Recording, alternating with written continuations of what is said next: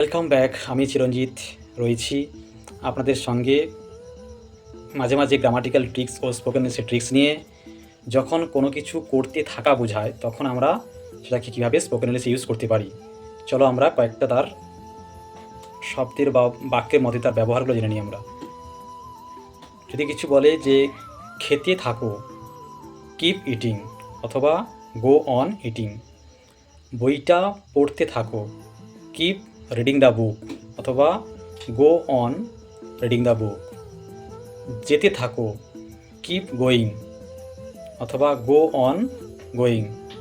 আসতে থাকো, keep coming, অথবা গো অন কামিং। এরকম কিপ দিয়ে এবং ভার্বের সঙ্গে আইএনজি যোগ করে আমরা বহু বাক্য বানাতে পারি, এটা আমাদের স্পোকেন ইংলিশে দৈনন্দিন প্রয়োজন।